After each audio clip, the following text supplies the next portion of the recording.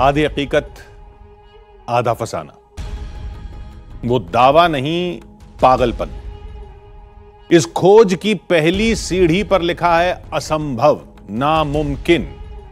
अब भला कौन मानेगा कि भारत में एक मंदिर है जहां भगवान की अस्थियां रखी हैं, उनकी हड्डियों का ढांचा रखा है, कहीं दबा छुपा नहीं है, सामने रखा है। और जिसे यकीन ना हो वो अपनी आंख से देख ले, छू ले। तो क्या वाकई ऐसा है? अगर है तो वो किसकी अस्थियां हैं? श्री राम, कृष्ण, मोहिनी, वामदेव, विष्णु के कई मानवीय अवतारों ने शरीर छोड़ा तो अस्थियां तो धरती पर ही छूट गई होंगी। तो क्या वहां उनका ढांचा छुपा हुआ है? यकीन तो नहीं था, लेकिन इस सवाल ने हमें वहां जाने पर मजबूर जरूर कर दिया। तो हम ईश्वर के अस्थि रूप को देखने चल दिए, लेकिन जंगल में घूमते वक्त हमसे वो टकरा गई, वो जिसके नाम से वहां का बच्चा बच्चा कांपता है।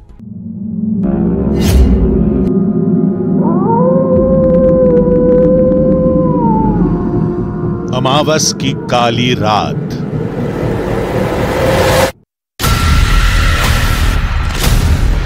पहाड़ों का सबसे खतरनाक जंगल,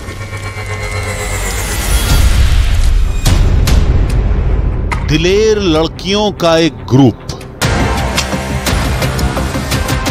खतरों से टकराते हम,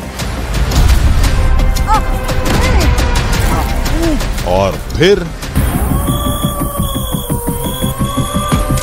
वो हमारे पीछे पीछे आई, जंगल छोड़कर गांव तक। उसने हमारा घर घेर लिया, पूरा गांव अपने दड़बों में दुबक गया।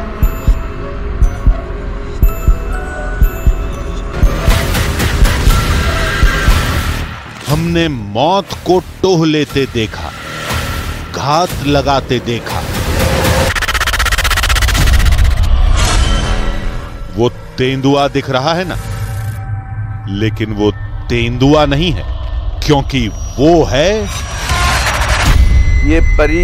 वो हमारी जंगलों की रक्षा भी करती है। कभी बंदरों के रूप में दिखती है, कभी जानवरों के रूप में दिखती है, या फिर कभी सफेद कपड़ों में कहीं दिख जाती है। उसके बाद वो माँ कुपित हो जाती है। कोई कहता है महादेव की भक्त, कोई कहता है इच्छाधारी, लेकिन हमें फर्क नहीं पड़ता। अब वो जो होंगी सो होंगी, हम भी जुनूनी हैं।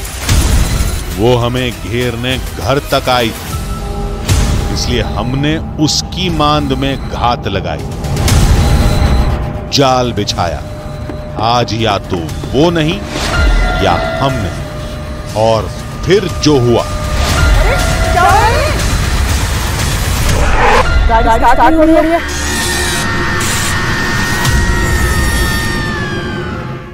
आधी हकीकत आधा फसाना। आपको अब भी यकीन नहीं हो रहा ना?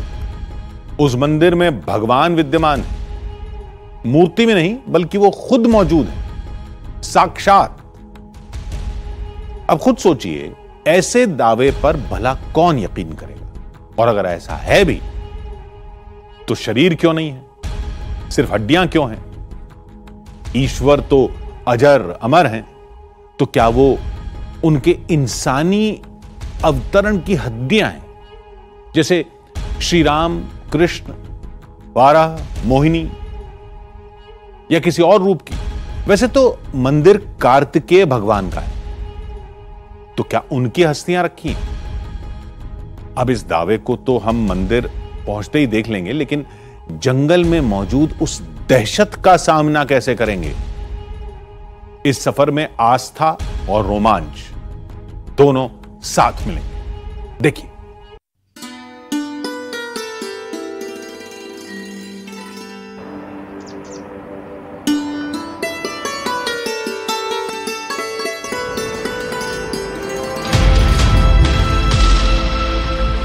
हमने सफर की शुरुआत एक अद्भुत और बहुत बड़े दावे के साथ की थी। हमारी मंजिल थी उत्तराखंड के रुद्रप्रयाग का क्रोंच पर्वत। हम रास्ते भर सोचते रहे कि शायद कुछ नहीं मिलेगा, लेकिन अगर कुछ दिख गया तो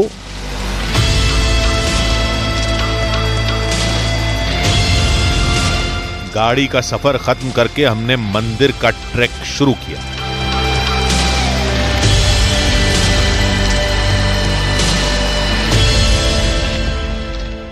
जब कार्तिक स्वामी मंदिर की चढ़ाई आप चढ़ने लगते हैं तो कुछ इस तरीके का ट्रैक आपको रास्ते में मिलता है। ये ट्रैक कच्चे रास्ते का है। जब आप इस ट्रैक को देखने लगते हैं तो आपको लगता है कि भाई इस पे तो चला नहीं जाएगा, मतलब ये तो थका देगा। आसपास ऐसी हरियाली, ऐसे जंगल जो आपको छांव भी देते हैं, शीतलता भी देते हैं। पहाड़ी रास्ता कठिन नहीं था, लेकिन थका देने वाला था। चलते चलते आधा रास्ता भी नहीं हुआ है, चलते जाना है, क्योंकि वो जो चोटी देख रहे हैं आप, वो चोटी, उसके ठीक ऊपर बना हुआ है कार्तिक स्वामी मंदिर, जहां हमें पहुंचना है। थकना जो है आज हमारे हाथ में नहीं है, चलना है, चलते हैं। जल्दी पहुंचने के लिए हम पगडंडी छोड़कर जंगल में दाखिल हो गए और यहीं हमने गलती कर दी।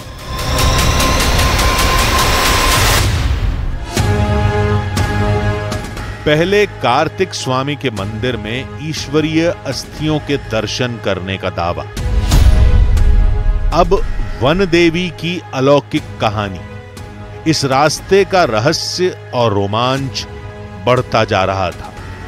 सफर के हर पल को ध्यान से देखिए। आज पहाड़ों का सबसे बड़ा रहस्य खुलने वाला है।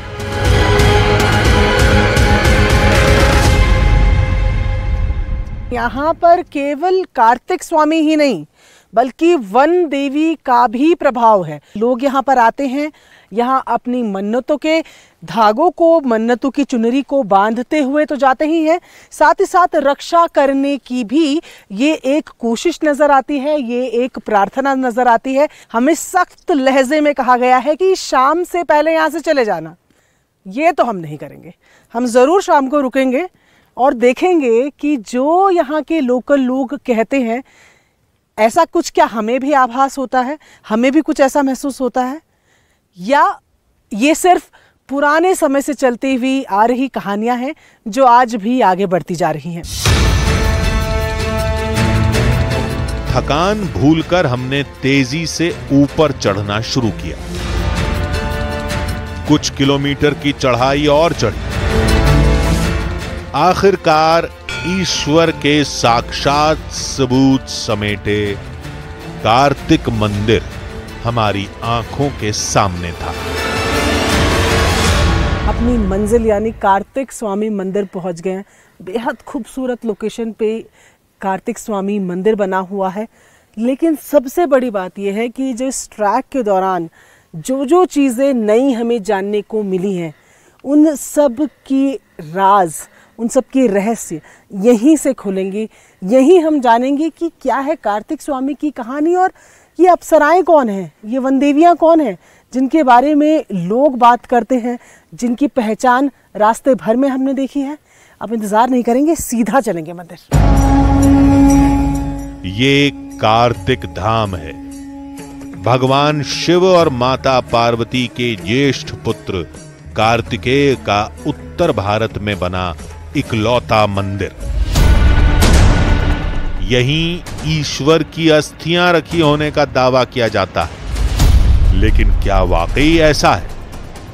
हम तेजी से अंदर गए। हम वहां वीडियो बना ही रहे थे कि हमें रोक दिया गया। हमसे कहा गया कि मंदिर के मुख्य स्थान को देखने की तो इजाजत है, लेकिन वीडियो बनाने की नहीं। हमने पूछा कि यहां कौन से भगवान अस्थि रूप में मौजूद हैं। हमारे कार्तिक स्वामी जो विराजमान है क्रॉस पर्वत पर, माता पिता से रुष्ट होकर के यहाँ आ गए थे। लेकिन भगवान कार्तिकेय ने ऐसा क्यों किया?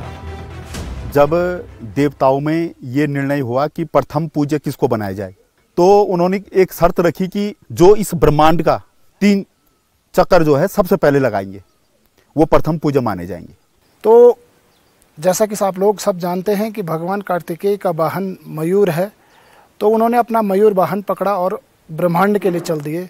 लेकिन उससे पहले यहाँ पर आप जानते हैं इनके छोटे भाई गणेश जी का वाहन मूषक वाहन था। तो मूषक वाहन संभव नहीं था कि वो ब्रह्मांड का चक्कर मार पाए, तो उन्होंने माता पिता के चक्कर लगाए और वो 3 चक्कर लगा के जो है कार्तिक स्वामी जो है वहाँ आए। तो जब उन्होंने ये देखा कि गणेश को प्रथम पूज्य की घोषणा की गई तो उन्हें बहुत बुरा लगा, वो माँ से बहुत नाराज हुए। उन्होंने अपनी माँ का, कहते हैं कि शरीर बनाने में माँ का मांस होता है और पिताजी की हड्डी होती है, तो अपनी माँ का सारा जो है मांस वहीं पे त्याग कर और वो हड्डी लेकर वो क्रौंच पर्वत की तरफ गए और वहीं रहने लगे। अब सवाल यह था कि इस दावे को क्यों माना जाए, तो लोगों ने कहा कि कलयुग में भी पर्वत का नाम क्रौंच है, यहां कार्तिकेय का मंदिर भी है और ठीक ऐसा ही जिक्र शिव और स्कंद पुराण में भी मिलता है। यह संयोग नहीं है, इसी से साबित होता है कि कार्तिकेय यहां अपने अस्थि रूप में विराजमान है। उत्तराखंड में सबसे पहले ये जो उत्तर भारत में कार्तिकेय जी का, कार्तिक स्वामी जी का एक ही मंदिर है। दक्षिण भारत में तो 6 मंदिर हैं, लेकिन उत्तर भारत में कार्तिकेय स्वामी का ये एक ही मंदिर है। यहाँ तो मैंने पत्थर भी बोलता है। अगर आप रात्रि कभी यहाँ पे रहो कार्तिकेय स्वामी में, तो यहाँ पे जो पत्थर होता है वहाँ का जो पत्थर ही अलग है, दैवीय पत्थर है, वो भी बोलते हैं, वो भी आवाज देते हैं। एक रास्ता और एक रहस्य की तलाश खत्म हुई। अब हमें दूसरा रहस्य यानी वन देवी की हकीकत जाननी थी। अब हम जंगल जाएंगे और उस रहस्यमयी स्त्री को तलाशेंगे जो दिखने में मोहिनी है, लेकिन नाराज हो जाए तो रुद्र।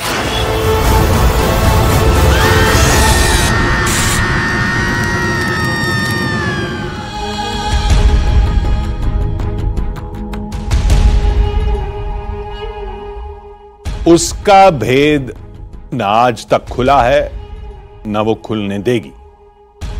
जिसने अपमान किया, जिसने उसे देख भी लिया, जिसने उसे समझ लिया, वो या तो चुप रहेगा, उसके बारे में कुछ बोलेगा नहीं तो वो जंगल छोड़कर पीछे पीछे आएगी घर तक। भरोसा ना हो तो जाकर देखें। ऐसा हमारा नहीं, गांव वालों का दावा है। हम उस देवी की तलाश में वन में गए, हमें कुछ दिखा, हम भागे और वो खतरा जंगल छोड़कर हमारे पीछे पीछे गांव तक आ गया। देखिए, आपके भी रोंगटे खड़े हो जाएंगे जैसे हमारे हो गए थे।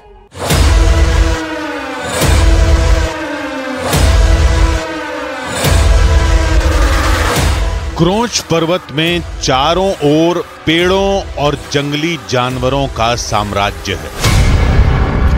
ये इंसानों से ज्यादा प्रकृति का घर है।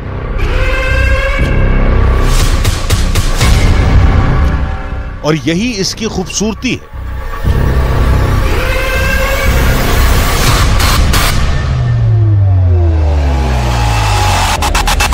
लेकिन इसी खूबसूरती के अंदर वो घूमती है जिसे लोग पूजते भी हैं और जिससे डरते भी हैं।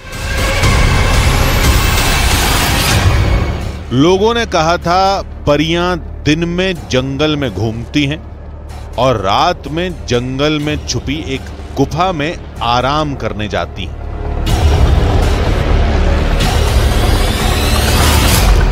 धीरे धीरे अंधेरा घिर गया। अब हमें उसी गुफा की तलाश थी। अचानक एक तेज आहट ने हमें चौंका दिया।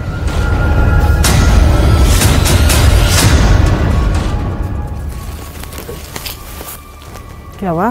क्या चलने की आवाज आ रही है? नहीं नहीं, कुछ नहीं आ रहा। देखना, सुन तो सही। एक मिनट, आप चलना बंद करो।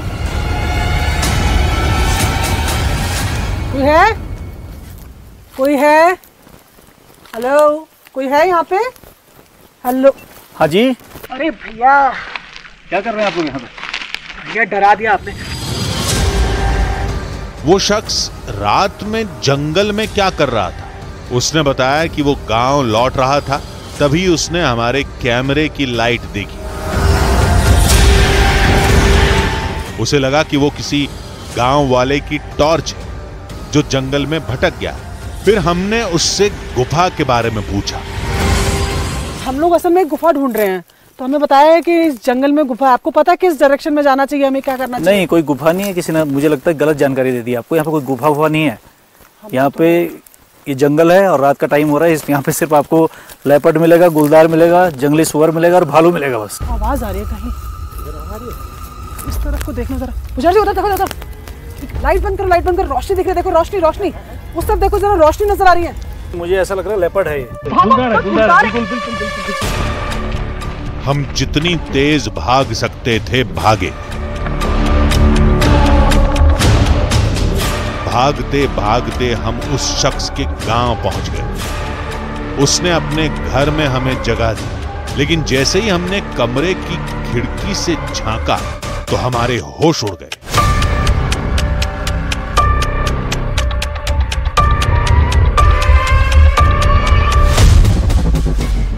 नीचे एक तेंदुआ टहल रहा था।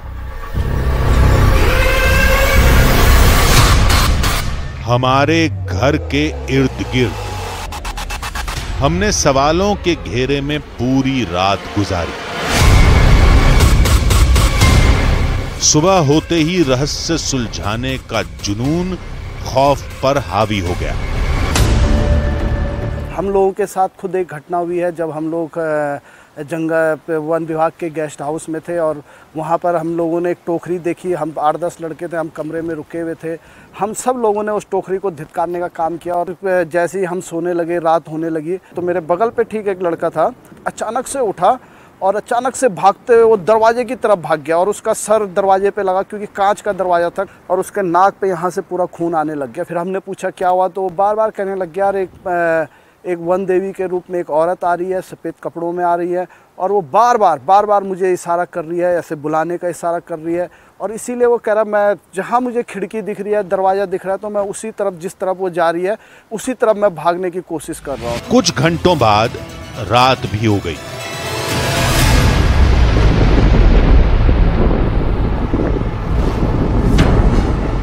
आधी हकीकत आधा फसाना की टीम रात में फिर से गुफा में लौटी, लेकिन इस बार हमारे साथ कुछ बहादुर लोग भी थे।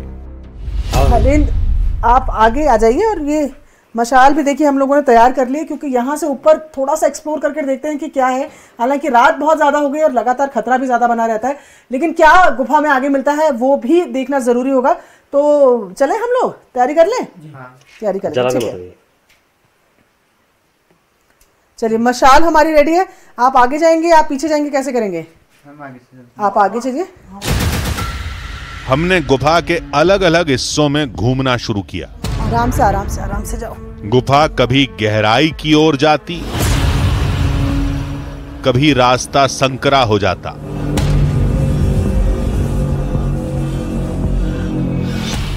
हर रास्ता एक नए रास्ते की ओर ले जा रहा था। जिंदगी में और भी गुफाएं देखी हैं, पर इस तरीके की गुफा, एक तो मेरी आवाज़ इतनी ज़्यादा यहाँ पर गूंज रही है, इस तरीके की गुफा मैंने कभी नहीं देखी। ये इतनी चौड़ी, इतनी खुली हुई गुफा, जहाँ पर वन देवी, अप्सराएं, क्या मुझे तो लगता है कि लोग भी आराम से रह सकते हैं। बहुत ज़्यादा गीली मिट्टी, ये देख रहे हैं मेरा हाथ, क्योंकि पानी यहाँ पर लगातार रिश्ता आ रहा है और बहुत खतरनाक भी है अगर मैं कहूँ। लेकिन अंदर आ गए हैं, लगातार मशाल जहाँ जहाँ गिर रही है वो निशान भी आपको यहाँ पर दिख रहे हैं। पर ख़ास बात यह है कि जिसकी तलाश में हम आए हैं, क्या वो यहाँ पर है? यहाँ कुछ अद्भुत सा नज़र आ रहा है। ज़रा नीचे चल के देखते हैं क्या है ये। तभी हमें गहराई में कुछ दिखा। अरे यहाँ देखिए, यहाँ यहाँ देखिए जरा ऊपर से नीचे तक आपको क्या कुछ नजर आ रहा है। मुझे लग रहा है कि यहाँ पर क्योंकि घंटी भी चढ़ाई हुई है तो शिवलिंग शायद है। किसने सोचा था कि जिस गुफा के अंदर हम घूम रहे हैं वहां पर शिवलिंग भी मिलेगी। देखिए घंटी यहाँ पर चढ़ाई है, मुझे लग रहा है यहाँ पर पूजा भी करते हैं लोग। तो ये शिवलिंग आप ऊपर देखेंगे, आपने इस तरीके की गुफाएं देखी होंगी। ये जो ऊपर के आपको सैंडस्टोन या ये जो भी स्ट्रक्चर्स नजर आ रहे हैं ये आपको उन तमाम गुफाओं में देखने को भी मिलते हैं जो खास तौर पर ऐसे पहाड़ी इलाकों में होते हैं। लेकिन इस गुफा के अंदर इस तरह शिवलिंग मिलेंगी ये मैंने नहीं सोचा था। ये बेहद एक्साइटिंग है। शिवलिंग के पास घंटी थी। जब इस गुफा में लोग आते नहीं तो फिर घंटी किसने रखी? साथ आए लोगों ने कहा कि ये वन देवियों का काम है। शिव जो है वो सबके ही पूजनीय है, तो जब शिव के लिए यहाँ घंटी हो सकती है तो बहुत मुमकिन है यहाँ पर वो भी आते हो जिनकी तलाश हमें है। समझ गए ना आप? हो सकता है यहाँ पर भी अप्सराएं आती हो, परी आती हो, वन देवी आती हो, अपने आराध्य की पूजा करने के लिए आती हो। तो करेंगे क्या?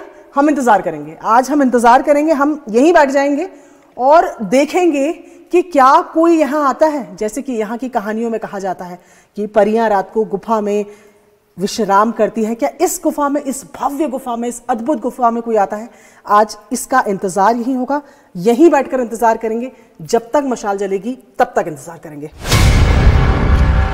यानी वन देवियां गुफा में आईं तो शिवलिंग के पास जरूर आएंगी। उनके इंतजार में हमने पूरी रात वहीं गुजार दी,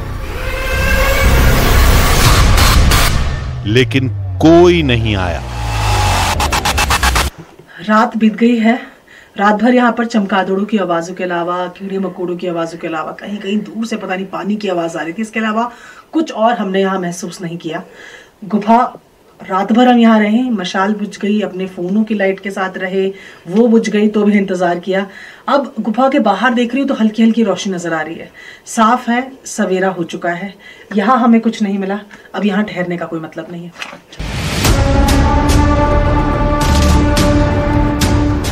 हम नाउम्मीद होकर वापस चल दिए। रास्ते में थक गए तो एक जगह बैठ गए और वहीं हमें वन देवी का रहस्य खोलने का एक और जरिया मिल गया।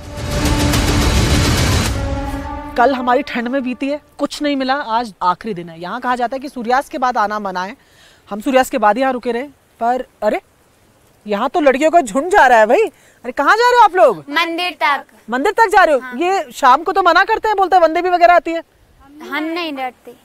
डर वर कुछ नहीं लगता है? नहीं, डर ही नहीं लगता है। नहीं। ये भी लोग हैं, देखिए हमको तो मनाही थी कि आप मत जाइए। हमें तो 2-3 लोगों ने टोक कर ये बात कही थी, पर ये जा रही है। पर आज हमारा दूसरा दिन और आज हम फिर से कोशिश करेंगे, नई तरीके से कोशिश करेंगे कि क्या इस जंगल में वाकई कुछ है। अब हम रात में वन देवी की मौजूदगी का लाइव टेस्ट करेंगे। वो टेस्ट जिसमें खतरा तो बहुत है, लेकिन वही है हमारा आखिरी रास्ता।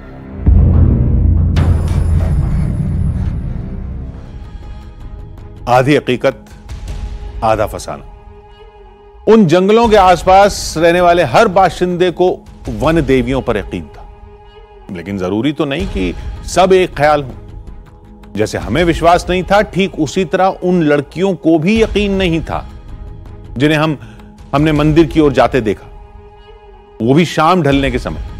हमने उन लड़कियों से बात की, अपनी खोज के बारे में बताया और उनसे मदद मांगी, और वो तैयार भी हो गई। फिर हमने वन देवियों को परखने का फूल प्रूफ प्लान बनाया। अब हम वो सब करेंगे जिसे करने से वन देवी नाराज हो जाती है। हम रात में जंगल में जाएंगे, वो भी इन लड़कियों के साथ। लाल रंग का कपड़ा होगा, एक विशेष पहाड़ी संगीत बजवाएंगे जिसे सुनकर वन देवियां आती हैं।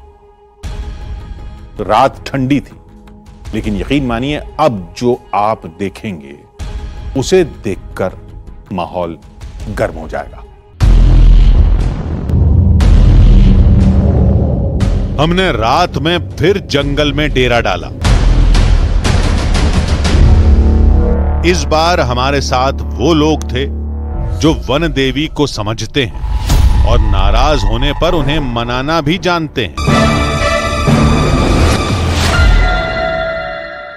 इतने शॉर्ट नोटिस पे हम किसी पैरानॉर्मल एक्सपर्ट को तो लाइन अप नहीं कर पाए, लेकिन हम लेकर गए हैं उत्तराखंड में जो सदियों से विधा चलती आ रही है उस पर आपको लेकर आए। देखिए, गुरु कहा जाता है इन लोगों को, गुरु।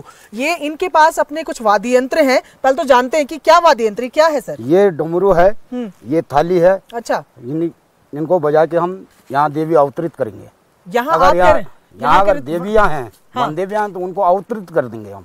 मतलब आप कह रहे हैं कि अगर यहाँ देवी है इस जंगल में तो आ जाएगी? आ जाएंगी। पर कैसे? हम इन्हें बजाएंगे और उनका गाना गाएंगे, वो अवतरित हो जाएंगी। चलिए ठीक है, देखते हैं। गुरुओं ने ढोलक और थाली बजाना शुरू किया। हम कभी गुरुओं को देखते तो कभी आसपास के पेड़ों में किसी हलचल पर निगाह दौड़ाते। हर बीतते पल के साथ बेसब्री बढ़ती जा रही थी, लेकिन काफी देर तक कुछ नहीं हुआ। फिर गुरुओं ने पहाड़ी गीत भी गाना शुरू कर दिया, लेकिन तब भी कुछ नहीं हुआ। तो काफी देर से आप लोग डमरू वमरू बजा रहे हैं, अभी तक तो कुछ हुआ नहीं। अभी आने वाले हैं, अभी देखते रहिए, आप सारे आ जाएंगे। अब देखते रहिए। ठीक है, तो हमें सीधे तौर पे कह दिया गया कि थोड़ा इंतजार कीजिए। अचानक उन्होंने गाना बजाना सब बंद कर दिया। बंद क्यों कर दिया? अभी हमने बंद इसलिए कर दिया कि अभी जो है आप लोग सारे जो भी यहाँ पे हैं, आपके लिए एक सुरक्षा कवच बनाना पड़ेगा, सुरक्षा घेरा बनाना पड़ेगा। अच्छा। आप उस सुरक्षा के अंदर रहेंगे, आपका कुछ नहीं होगा। बाकी जो बंदे हैं वो उससे बाहर से अवतरित होंगे। अच्छा, तो सुरक्षा घेरा बनेगा? सुरक्षा कैसे बनाएंगे? वो चावल का सुरक्षा घेरा बना देंगे हम। ठीक, उस सुरक्षा घेरा के अंदर आप सब रहेंगे, जो उससे बाहर जाएगा उसको जो है वन देवी का प्रकोप हो जाएगा। तो सुरक्षा घेरा बनाएंगे कह रहे हैं, तो चलिए कहाँ बनाएंगे? गुरुओं ने कहा कि अब वन देवी के आने का वक्त हो गया है। अपनी गारंटी है ये सुरक्षा घेरा बनाते हुए। अब हम लाइव टेस्ट करेंगे, सबकी नजर बचाकर सुरक्षा घेरे के बाहर जाएंगे, देखते हैं क्या होता है। मैं तो सुरक्षा घेरे के अंदर आ गई हूँ गुरुजी, अब क्या करना है? अब सभी लोग जो भी ये बाहर हैं इनको भी सुरक्षा घेरे के अंदर ले लो। चलिए, जो बहुत देर से सब कुछ देख रहे हैं, आप लोग भी जरा अंदर आ जाइए। सब लोग अंदर आ जाओ। यहाँ लड़कियां हैं हमारे साथ, ये देख रहे हो, चावल से बाहर नहीं जाना है किसी ने भी, सब यहीं पर खड़े रहना है। और अब इसके साथ क्या होगा? अब आगे का प्रोग्राम? आगे का प्रोग्राम हम फिर शुरू करेंगे। फिर से शुरू करेंगे? हाँ। चलिए चलिए। वाद्य यंत्र फिर से बजाए जाने लगे। ये अंतिम आह्वान था। इनका दावा था कि इसके बाद वन देवियों का आना तय है। एक बार फिर से जो है वो वाद्य यंत्र बजने लगे हैं। हमें बताया गया है कि ये जो है ये अब तकरीबन फाइनल प्रोसेस होता है, क्योंकि हम सुरक्षा घेरे के अंदर हैं, हम सबके सब आपको दिख रहे हैं। यहाँ वाद्य यंत्र बजने लगे हैं। अगर कुछ होना होगा इस घेरे के पास, यहाँ भी हो सकता है, यहाँ भी हो सकता है, मेरे उस घेरे के पीछे भी हो सकता है। इनका कहना है कि थोड़ा इंतजार करना पड़ेगा, क्योंकि बुलाने में समय लगता है। तो हम इंतजार ही कर रहे हैं, वाद्य यंत्र लगातार बज रहे हैं। हम सब सुरक्षा घेरे के अंदर यहाँ पर बैठे हुए हैं। हम घेरे के बाहर जाने की सोच ही रहे थे कि तभी हमारा कैमरामैन जोर से चिल्लाने लगा।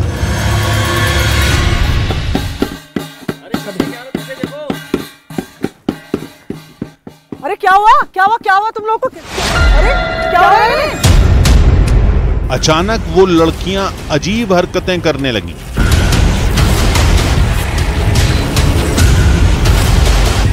आपने तो कहा था सुरक्षा घेरे में कुछ होगा नहीं किसी को। अरे ये सुरक्षा घेरे से बाहर होंगे, आप देख लो, ये सुरक्षा घेरे से बाहर होंगे। दो लड़कियां वाकई घेरे के बाहर थी। क्या ये माहौल का मनोवैज्ञानिक प्रभाव था? टेस्टिंग बहुत हुई, हमने तुरंत कुछ नहीं किया तो किसी लड़की को मानसिक आघात लगने का डर था। बंद करो इसको। वहाँ उसका क्या हो रहा है? उनको जरा देखो क्या हो गया इनको। जाओ देखते हैं उनको क्या हो गया, उनको देखते हैं। ये किस तरीके से मैं सुरक्षा घेरे के अंदर हूँ। गुरुओं ने अभिमंत्रित चावल घुमाया, फिर लड़कियों को थोड़ी देर वहीं बैठाया गया घेरे के अंदर। लेकिन तबीयत बिगड़ती जा रही थी। हम फौरन उन लड़कियों को लेकर जंगल के बाहर निकल पड़े। थोड़ी दूर अब चल के आ गए हैं, उधर पे लाइट दिख रही है। अरे पुजारी जी कैमरा बंद कर दो यार, मैं कैसे लेकर जा रही हूँ एक को, उधर तक तो लेकर चलिए, कैमरा बंद कर दीजिए जरा, थोड़ा इनको पहुंचा दे, फिर आप करते रहना जितना आपको शूट करना है। पहाड़ों के बीच में एक घर दिखाई दिया। हम लड़कियों को वहां ले गए। पहले उन्हें पानी पिलाया जिससे उनकी हालत थोड़ी संभली। हमने उन लड़कियों को वहीं सुला दिया। अचानक क्या हुआ, कैसे हुआ, कुछ समझ नहीं आया। अब सुबह ही सच का पता चलेगा।